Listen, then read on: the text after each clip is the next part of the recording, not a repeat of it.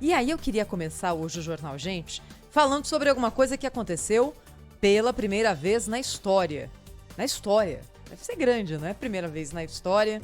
E se acontece pela primeira vez na história e de alguma forma ajuda o bolso do brasileiro, porque hoje, com tantos preços em alta, energia, combustível, GLP, água, alimentos, alguma coisa tem que recuar de preço. Bem, ontem a Agência Nacional de Saúde anunciou que os planos de saúde individuais terão redução de preço no Brasil em torno de 8%. Redução de preço dos planos de saúde. O que diz a ANS? Que ela usa como base para estipular a política de preço dos planos individuais, os custos dos planos no ano anterior. E no ano passado, com a pandemia, os planos gastaram, sim, mais com procedimentos ligados à Covid, mas esse custo foi inferior ao custo que os planos costumam ter no ano sem pandemia. Porque muitos procedimentos, aqueles chamados eletivos, consultas de rotina, cirurgias não urgentes, procura por médico, tudo isso diminuiu. Porque as pessoas fizeram quarentena. Isso foi incentivado pelas próprias autoridades, pelos próprios hospitais, telemedicina, enfim. O ano passado foi um ano de redução dos custos dos planos de saúde. E é por isso que, a partir de agora, a ANS está determinando essa redução. No ano passado, o número de consultas caiu 25% e o número de exames caiu 14%. Agora tem aqui a jogada, né? Sempre tem algo que não é tão bom assim. Essa decisão vale para os planos de saúde individuais. Hoje, representam menos de 20% do mercado brasileiro de planos de saúde. Cerca de 18% dos planos de saúde em vigor no Brasil são individuais. Os outros 82% são planos de saúde coletivos. O nosso ouvinte sabe que hoje poucas operadoras fazem planos de saúde individuais. Elas optam pelos planos de saúde coletivos porque a negociação de preços se dá fora do âmbito da Agência Nacional de Saúde. Qual é a percepção, qual foi a intenção do legislador ao criar essa regra? Pelo menos a intenção que foi ali colocada. Foi a seguinte: consumidores individuais não têm condição de, individualmente, debater um reajuste justo com o seu plano de saúde. Aqui entra a ANS. Consumidores que fazem parte de planos de saúde coletivos têm mais força para discutir reajustes que caibam em cada um com as suas operadoras. E nesse campo a ANS não se mete. São aqueles planos de saúde feitos via empresas, via associações, via sindicatos. 82% dos planos de saúde do país nessa categoria. E nesses casos, o que a gente tem visto são reajustes, às vezes na base dos 2 dígitos, às vezes perto de 20%, de acordo com a condição negociada por cada sindicato, cada entidade, cada empresa, com o plano de saúde contratado. Então, como é que pode? Qual é a diferença de custos, já que o consumidor final é uma pessoa física, é uma pessoa única? Qual é a diferença de custos entre um plano de saúde individual e um plano de saúde coletivo? Quando se criou essa regra, se imaginou que planos de saúde coletivos teriam sim essa possibilidade maior de negociação. E isso não tem se mostrado real. Também é verdade que quase nunca a ANS toma algum tipo de decisão que beneficie o consumidor. Isso aqui que está acontecendo agora é exceção. Então, também a gente tem que fazer essa ressalva. É claro que empresas de planos de saúde não gostaram dessa decisão e disseram o seguinte: esse custo menor no ano passado vai estourar nesse ano, porque procedimentos que foram represados em 2020 estão sendo agora realizados em 2021 e esse ano haverá um aumento significativo no uso dos planos. Portanto, essa redução pode, no ano que vem, virar algo maior, mas não vamos sofrer por antecipação. Ficar, por enquanto, com a boa notícia, que é a de redução de 8% no valor das faturas dos planos de saúde individuais definida pela Agência Nacional de Saúde Suplementar. 8h05, Cláudio Humberto, direto de Brasília. Aqui em São Paulo é feriado hoje, viu, Cláudio? Bem-vindo. Ah, que beleza, né? Feriadão, né? Na verdade, né? Feriadão. Começa hoje. Pois é.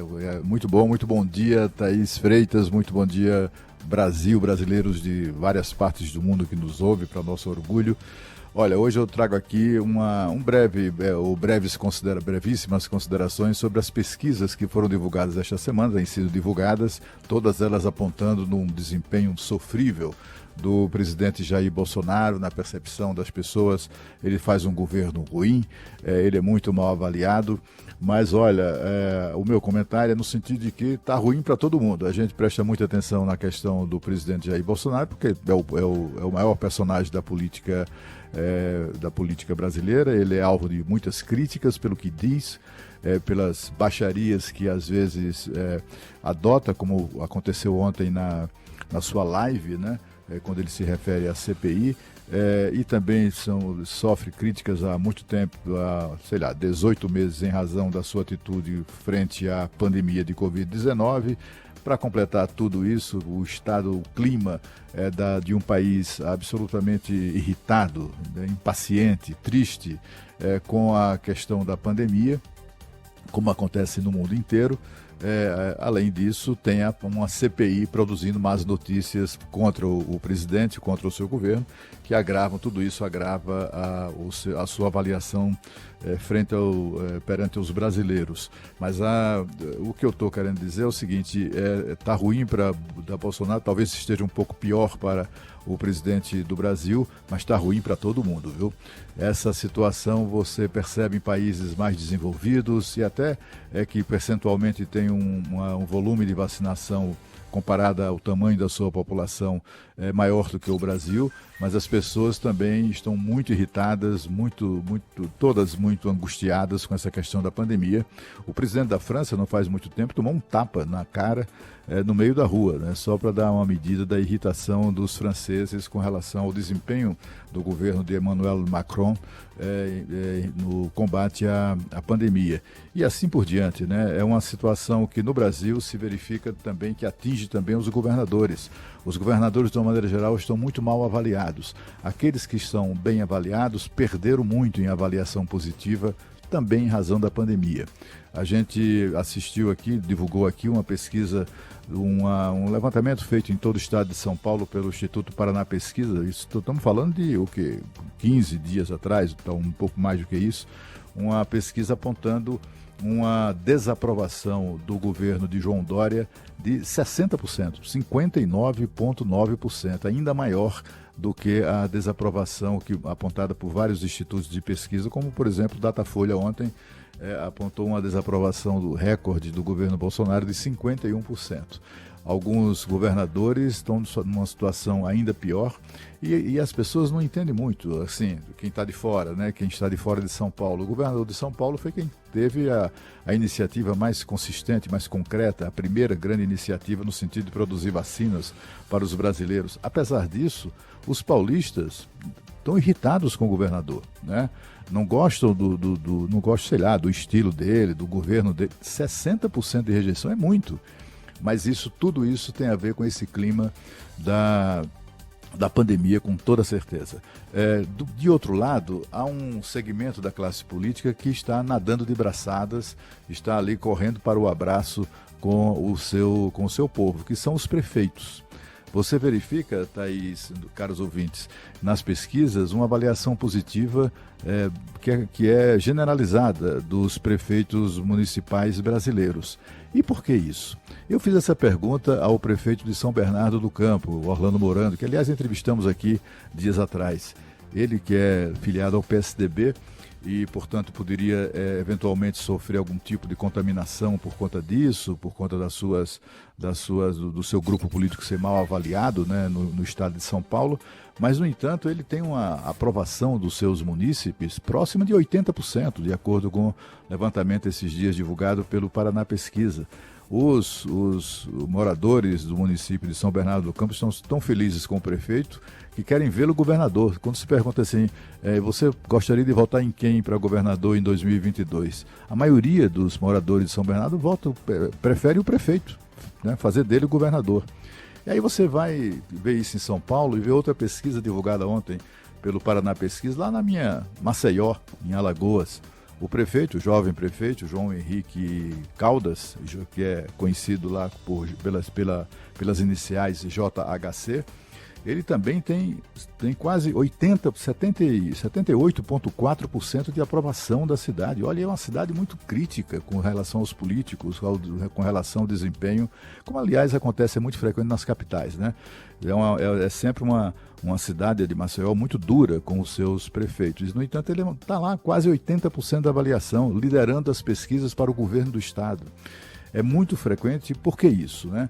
O prefeito Orlando Morano me deu uma explicação que eu acho que faz todo sentido.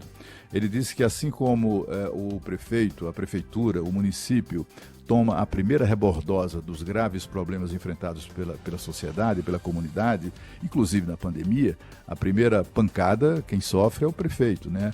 É o município. Também é o prefeito aquele que primeiro se beneficia da solução do problema.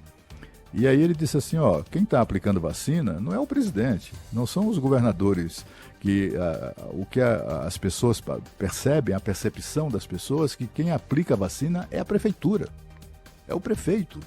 E os brasileiros, aqueles que estão mais felizes, estão mais felizes exatamente por terem sido vacinados. E olha, já são muitos brasileiros vacinados, ou pelo menos com a primeira dose, né? São mais de 82 milhões de brasileiros que já tomaram ao menos uma dose de vacina, outros 27, 28 milhões tomaram as 2 doses. Então, assim, tem muita gente mais aliviada do que as outras, porque finalmente tomou uma dose de vacina, etc. e tal. E, de uma maneira geral, essas pessoas reconhecem mérito no prefeito ou na prefeitura que aplicou a dose lá no posto municipal do SUS, que é reconhecido como sendo um posto de saúde do SUS do município. Enfim,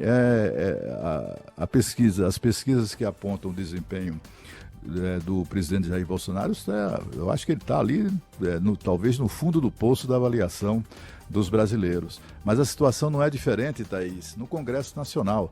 Pesquisa ontem divulgada pelo Instituto IPESP, né, XP e IPESP, do professor Antônio Lavareda, mostra que apenas 9% dos brasileiros aprovam o trabalho desenvolvido no Congresso Nacional. Estamos falando de uma pesquisa feita no auge de uma CPI da pandemia, a qual é atribuída a essa queda de avaliação do presidente da República. O próprio Congresso é mal avaliado. As pessoas estão tão irritadas com tudo que até o Congresso também pegou uma grande parte desse clima, né? Dessa irritação contra os líderes políticos, contra a classe política. Somente 9% dos brasileiros aprovam o que se passa no Congresso Nacional. A grande maioria rejeita a plenos pulmões o que ali se verifica. Isso tem a ver com o bolsonarismo? Não tem. Tem a ver com esse clima geral do Brasil, as pessoas muito tristes, as pessoas irritadas, não querem saber ou pelo menos não têm acesso a notícias positivas.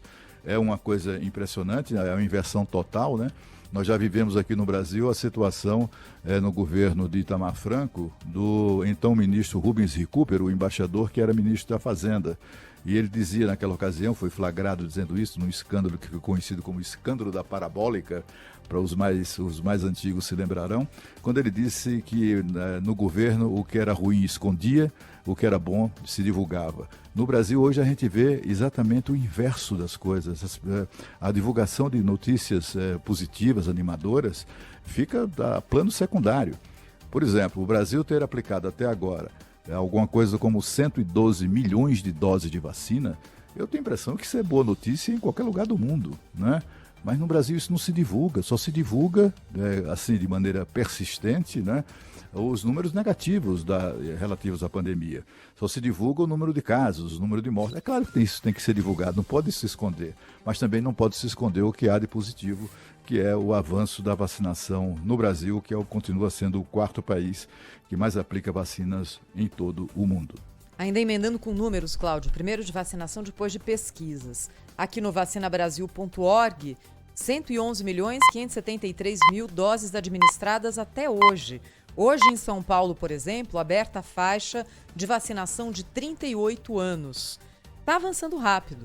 39% da população total do Brasil recebeu primeira dose, 13,1% recebeu apenas segunda dose. Esse 13,1 ainda precisa melhorar. É um índice baixo em termos de proteção total da população brasileira com a segunda dose. Voltando aqui às pesquisas de avaliação dos governos. Muito interessante isso aqui, Cláudio. Eu estou com a pesquisa IPESP, que você citou aberta. Avaliação negativa, eu vou dizer só ruim e péssimo, tá? Porque aí fica mais fácil também do nosso ouvinte entender. Avaliação negativa da gestão Bolsonaro. Hoje, no seu pico de avaliação negativa, 52% dos entrevistados disseram que a gestão é ruim ou péssima. A avaliação do presidente Jair Bolsonaro. Também, neste momento, a pergunta: o senhor aprova ou desaprova a maneira como o presidente, aí é o presidente, não a gestão, vem administrando o país? 63% desaprovam. Aí, quando a gente olha para os governadores, Cláudio, a gente tem a seguinte situação. Como o senhor avalia até o momento a administração do governador do seu estado? O que a gente tem de ruim e péssimo, 28%. É bem menor que a avaliação negativa do presidente Jair Bolsonaro, que nesse momento está acima dos 60%, mas quando a gente junta 28 com o regular 39, a gente tem aqui uma avaliação complicada dos governadores. Aí, virando a página, a avaliação dos prefeitos. Prefeitos são os únicos que nessa pesquisa aparecem com a curva verdinha lá em cima. A pergunta do ótimo bom. 46% dos entrevistados dizem que o prefeito da sua cidade está fazendo uma boa ou ótima gestão. Apenas 16% dizem que o prefeito está tendo um desempenho ruim ou péssimo. Eu acho que é bem possível essa avaliação que você colocou do prefeito Orlando Morando, de que os prefeitos são os primeiros a sofrerem as consequências ruins e também a colherem os frutos das coisas boas que acontecem, mas vejo uma outra possibilidade também, talvez as duas casadas, Cláudio. A gente teve durante muito tempo e ainda tem agora, talvez menos presente na política desse momento, mas ainda forte, uma polarização entre presidente e governadores. Isso está muito ligado à forma do presidente Jair Bolsonaro fazer política. Ele é uma pessoa que trabalha com os antagonismos, ele escolhe adversários. Nesse momento ele está brigando com a CPI, mas me parece uma coisa mais pontual. A briga presidente da República a governadores se estendeu durante meses, muitos meses, em toda a pandemia. E aí é o presidente batendo nos governadores e os governadores batendo no presidente. Os dois estão expostos e nem sempre aquela ideia do falem mal, mas falem de mim funciona, porque um lado pode ter ajudado a desgastar o outro, fazendo com que presidente e governadores nesse momento sejam mal avaliados e prefeitos que passaram incólumes dessa polarização começam nesse momento a colher os frutos também da vacinação andando mais rápida no Brasil. Uma possibilidade que eu enxergo também. Eu acho que é possível, sim, mas assim, a gente superestima muito, digamos assim, a questão política no Brasil, né? É natural, nós convivemos com isso, entrevistamos políticos todos os dias e tal, é nossa obrigação fazer isso, eu acho que a gente comete esse erro não chega a ser um erro, mas a gente tende a superestimar o papel da política nisso tudo. É só se você observar os índices de audiência da CPI, são péssimos, né? Teve ali um auge de audiência, eu estou me referindo à audiência no YouTube, porque isso é algo que você pode aferir a qualquer momento, né? A audiência do canal de YouTube do Senado, da CPI da pandemia, o auge foi o segundo depoimento do Pazuello. Aí foi lá para... Né, caiu. Aí quando deu uma subida no dia do depoimento dos irmãos Miranda, depois voltou a cair novamente. Quer dizer, na verdade, assim, e o número de espectadores registrados é também mínimo, né? As pessoas não têm paciência mais para estar lidando com políticos, para estar ouvindo político, briga entre políticos para as pessoas, né? Não tem muita, na minha avaliação, não tem muita importância. O que eu acho que talvez a gente já esteja se habituando com esse estado de coisas em que nós vivemos há 18 meses, né, 18, 19 meses, que é a pandemia, e não percebamos, né, os efeitos que essa coisa produz nas pessoas, né? o medo, né? São 18 meses de medo, de gente trancada em casa. Tem muita gente, a maior parte já saiu, já retomou pelo menos parcialmente as suas atividades, mas tem muita gente ainda em casa, com medo, né? Gente que não foi ainda imunizada, que sai à rua morrendo de medo de trazer a doença para casa, para os seus pais. Continua aquele clima de sempre, né? E muitas empresas que não retomaram o trabalho presencial, não é, Cláudio? Talvez nem retomem no curto prazo. Isso também faz com que aquela impressão de normalidade não se estabeleça de forma plena, né? Exatamente. Há uma irritação, os brasileiros estão tristes, não é? Pela primeira vez. Ontem eu fiquei chocado, você vê a inversão total de valores que nós temos no Brasil. Eu quero torcer para que isso seja brincadeira de internet, né? Mas há aí pessoas brasileiros afirmando que na final Brasil e Argentina vão torcer contra o Brasil. Brasileiros torcendo contra o Brasil. Assim, chega a ser chocante, mas é um pouco revelador desse estado de exaustão, de saco cheio, ninguém aguenta mais e tal. Eu acho que qualquer líder político que se apresente ou que tenha ligações a isso, seja porque é sua obrigação fazer a gestão dessa crise ou porque mandou mal na gestão dessa crise, parece essa avaliação que se faz do presidente da República. Mas e os governadores que tiveram uma atitude protagonista no enfrentamento da Covid? É só você ver novamente o caso para mim é o caso mais importante, em razão do tamanho e da importância do Estado, que é o Estado de São Paulo. O governador passou toda essa pandemia aí fazendo aquele show do meio-dia, né, anunciando coisas, tal, mostrando o tempo todo que estava ali tomando as medidas que fossem adequadas, porque a ciência está aí, 60% de rejeição. O que é que explica isso, pelo amor de Deus? Né? Então, assim, não faz o menor sentido. Só tem uma coisa que faz sentido, uma coisa que é comum a todos os políticos mal avaliados no Brasil, é a pandemia. Simplesmente simples assim, as pessoas estão de saco cheio, não aguentam mais, né? E eu acho que esse fator é preponderante e tudo isso, com toda certeza, ao longo do tempo, vai demorar, mas ao longo do tempo isso vai acabar diluindo com o controle dessa situação pandêmica com toda a população vacinada. Esse aqui é o Jornal Gente, da Rádio Bandeirantes. Você está conosco no Dial, no aplicativo Bandplay e também em áudio e vídeo no youtube.com/Rádio Bandeirantes Oficial.